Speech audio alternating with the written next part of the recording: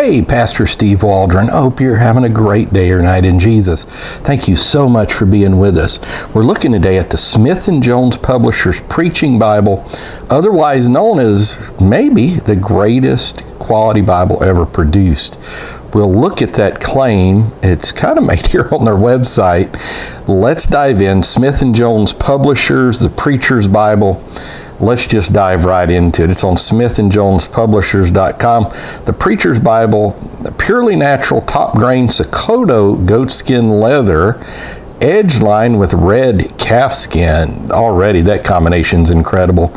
Real 22 karat gold gilding, designed not to wear out, printed and bound by, this is going to give it a lot of street cred with some of you, Royal Youngblood in the Netherlands. Now, Sister Waldron can't zoom in at the moment, but some of you may be able to see that, never know about the glare, but it's got a lot of room to write in places that you wouldn't normally think. It's kind of like the Bibles put out by local church Bible publishing and church Bible publishing that are the Schofield Bible notes without the notes, except it gives you a lot more room in the middle. So let's just keep reading about this on smithandjonespublishers.com.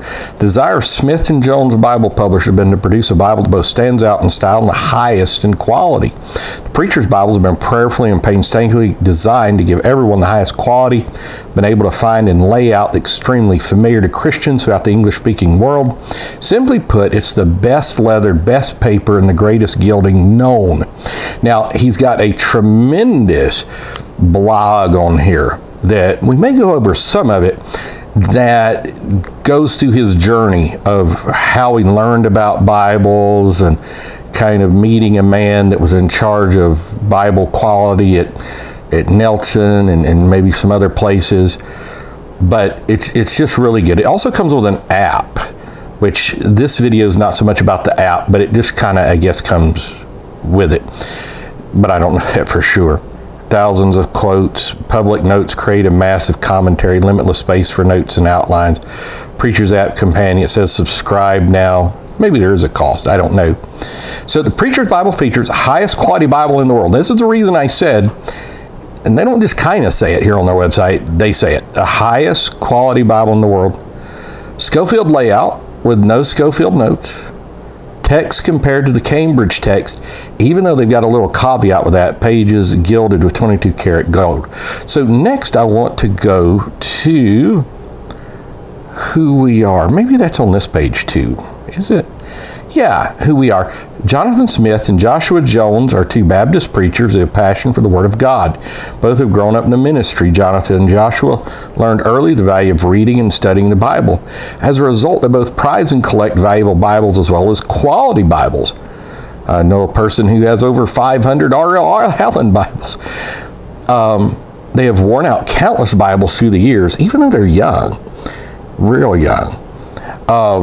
And have set out to design and build the last Bible they'll ever need. The years of Bible development would not have been possible for either Jonathan or Joshua without support and help of their wives, Priscilla Smith and Sybil Jones.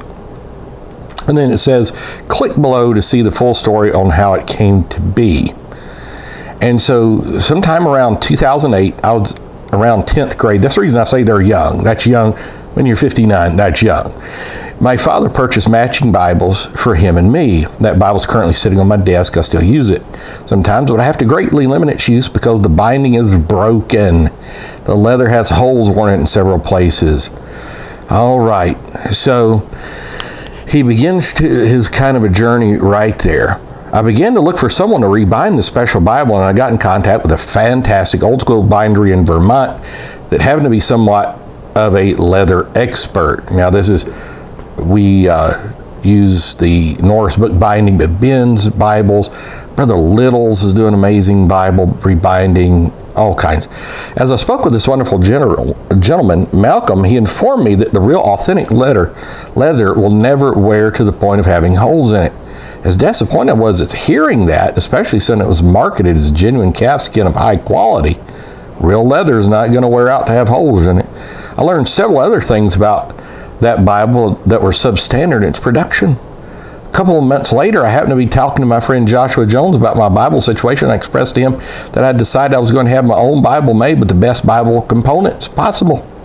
Malcolm had given me hope that a truly lifetime Bible was in fact possible to make. It wouldn't just be cheap, though. It just wouldn't be cheap. I, for one, was willing to pay a great amount of money to have a Bible that would last my entire lifetime. I spoke with Joshua what text to use. I was used to the Schofield layout, and he suggested I use the Schofield without notes. That way, there'd be a familiar layout, but there would be plenty of room to fill in outlines. And let me just say this as well, that text base is one of the classic Oxford, Cambridge text bases, white on black, unbelievable readability. Probably not matched. If it is matched, it's the Comfort print today, but maybe not even matched by that. But if it is, it's that Comfort print by 2K Denmark. I began to talk to different experts in the bookbinding world, intending to purchase a new noteless Schofield Bible and have it rebound. I spoke with Royal Youngblood, regarded as the best Bible printer in the world. Probably so. I couldn't do just 15 copies. They had a minimum requirement of 1,000 copies. All right, so then they get together, become Bible publishers. They're going to need over $100,000 to get started. Here's where Smith & Jones Bible Publishing comes in. So over the next year, I had many conversations with different experts all around the world. And I think this is very important, seeing where this comes from. A lot of information here, too, especially later on. Malcolm had recommended a bindery in Bristol, England, that was, in his opinion, the best he could be found. And it's who he had apprenticed under. I contacted them. While our project was much too big for them, they put me in contact with an unmatched leather expert named Steve. Now, this is fascinating to me. Steve develops leather that is far above anyone else in terms of quality. In addition to discussing leather and what would be the best leather for our Bible, Steve also gave me the name of another binder named Duncan.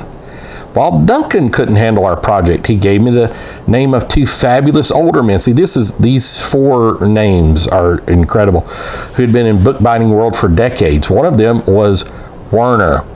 For 60 years, Werner oversaw the production processes of World Bible Publishers. Over there was Skip Knapp, and Nelson Bible Publishers, and that Sam, I can't remember his last name. I want to say Harris, but I know that the atheist guy at Harris too. But anyhow, he was friends with N.A. Ayers and Sam. He was from Lebanon. Nelson Bible Publishers. But this was probably at that time, the two biggest Bible publishers in here. Bigger than Holman, bigger than Zondervan, was World, Riverside, and Nelson. He told me how he'd been hand-chosen to develop a custom Bible for the Pope years ago. Werner gave me a wealth of information from leather to thread to how to care for a new Bible.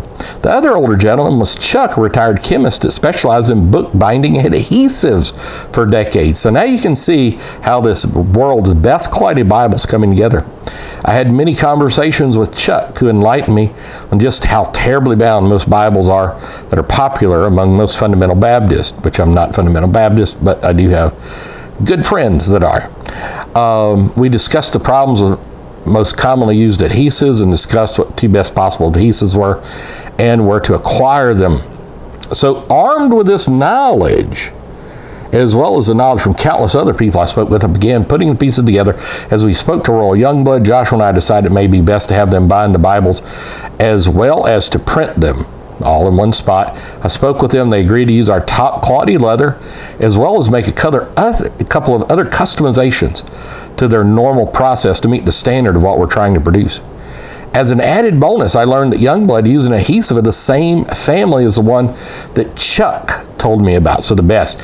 So he's saying the maker of the best quality Bibles, Royal Youngblood, is now going to up their game for this one. As time went on, we got to the point of needing to figure out what we'd need to do next. After trying to design a noteless Schofield myself, I took the recommendation of Youngblood and contacted 2K Denmark. Smart move. Regarded as one of the top Bible designers in the world. True. 2K use, I've got videos just on 2K Denmark here showing what they do. They're unbelievable. It's been a few years back. 2K used their great expertise to design our noteless Schofield with the wide center column reference. And so I quickly learned there'd be a huge difference between our Bible and any other Schofield out there. Any Schofield that can be purchased is a scan of the original. As a result, there are imperfections, and the letters are sometimes blurred or fuzzy. By employing 2K Denmark, our Bible is made crisp and sharp. And so then they did it. They started a nonprofit. And after being delayed significantly by the Russian-Ukraine war, further delayed by paper shortage, text proofing issues, several other things. And feel free to read about these things here, which we're not going to do, but you can do it. As of right now, we're expecting these Bibles, and they are here. They are here. And so they're $365 each. I'm going to press one. This is the one in purple, but they have them in others. Here's what the book block, the Bible block, looks like. This is not the dimensions of the Bible with the leather, okay? It's 7 by 9.75, so you can kind of get that out. That is a little wider than most Bibles. There is a full yap.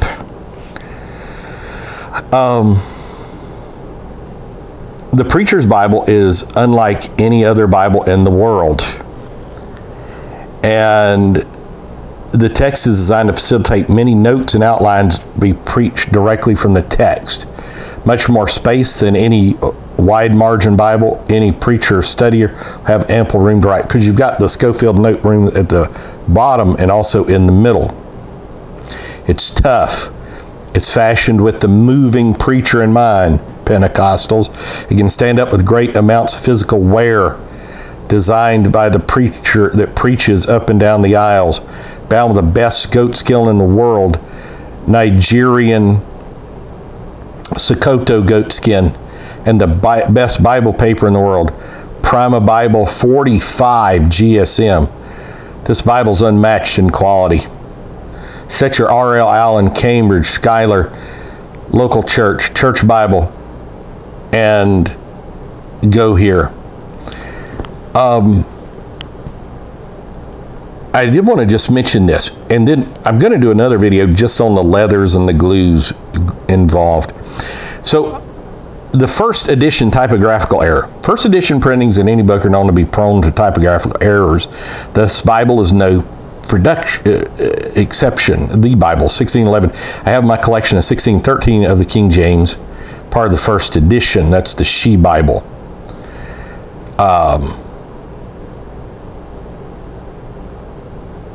There's an edition of the Unrighteous Bible, 1653, the Sin Bible, on and so forth, the Lions Bible. I think I've got a video just on these kind of strangely adulterated Bibles. We have been receiving advanced copies of the Preacher's Bible. We found a first edition error. The Schofield introductory note for 1 John was somehow digitally replaced by the introductory note for 2 Peter. We'll be including a card explaining the error and containing the correct introduction to 1 John with all the Bibles. Those of you who already possess a Bible prior to this post and feel you cannot be satisfied with the Bible containing that error may contact us to discuss the matter further. We've gone to prayer to our pastors as well as other pastors and experts in Bible dealing history, to our printer, binder, Royal Youngblood with this issue. The overall consensus is it must press forward with our Bibles as they are. And I would say that's true. This isn't really even a Bible error. This is just an introductory error, and for two smaller books, and so it doesn't affect the text at all. And believe it or not, they may be worth a lot of money one day. Not just because they're the first edition, but because of this kind of unique error. So the next printing will take place as soon as we've gone through these 2,000 Bibles. If there's another typographical error, let us know. So I did want to mention that. The finest Bibles made. Preacher's Bible, Smith & Jones Bible Publishers. Let us know what you think. God bless you. We love you. Fall in love with the Word. Bye-bye.